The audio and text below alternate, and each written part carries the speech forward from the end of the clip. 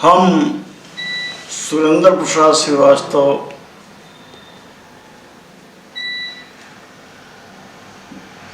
आज के समय में जौन बेटी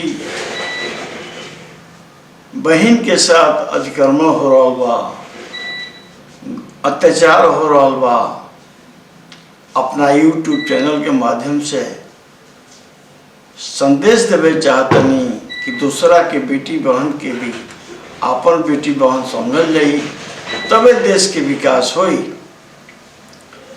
एक दिन के बात हो कि बेटी कहलस कि माई आज हम पढ़े ना जाए।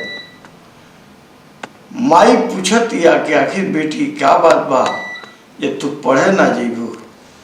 बेटी कहलस कि सुनो, हम लाज के बात तरह से क्या बताई, कैसे कह दिया। कलिए से माई हम पढ़े नाही जाई वीरे,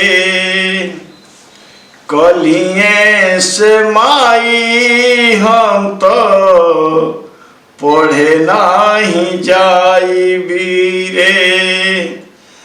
रहिया में इज्जत अपन, रहिया में इज्जत अपन हम ना गवाई बिरे। कलिए से पढ़े माई हम हूँ न जाई बिरे। कलिए से पढ़े माई हम हूँ न जाई बिरे।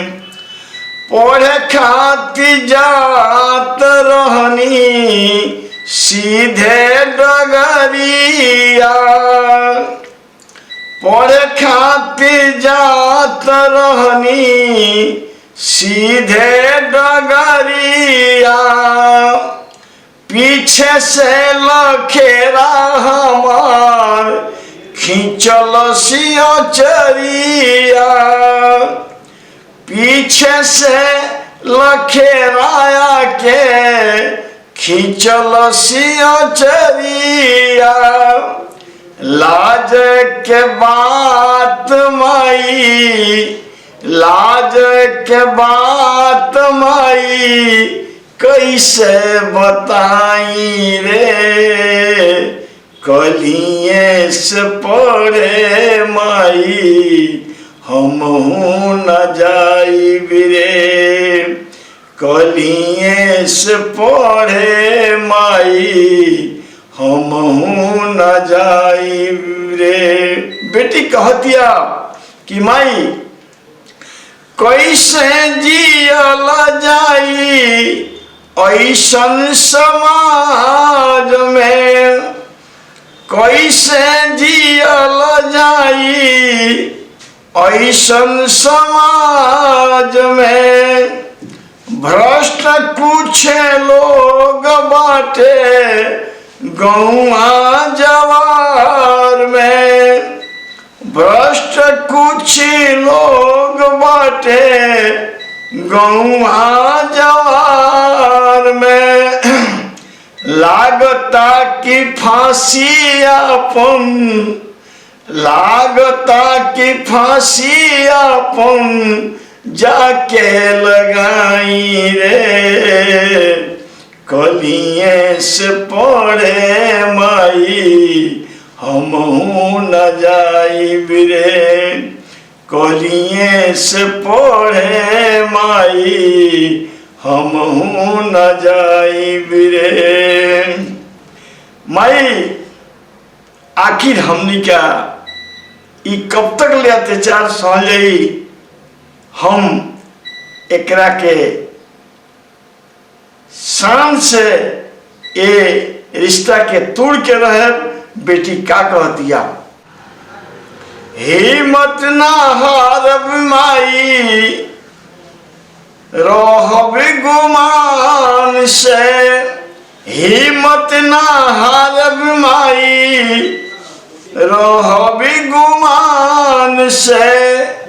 केतनो झकोराई लड़बी तूफान से, केतनो झकोराई लड़बी तूफान से।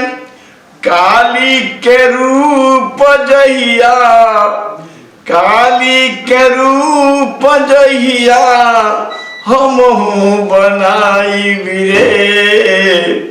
कलिए से पढ़े माई हमहू न जाई बिरे। रहिया में इज्जत आपन, रहिया में इज्जत आपन हम ना गवाई बिरे। कलिए से पढ़े माई हमहू न जाई बिरे। कलिए से पढ़े माई हमहू न जाई बिरे। अगर हमार ये गीत सब का अच्छा लगे तो एक सब्सक्राइब जरूर करें। धन्यवाद।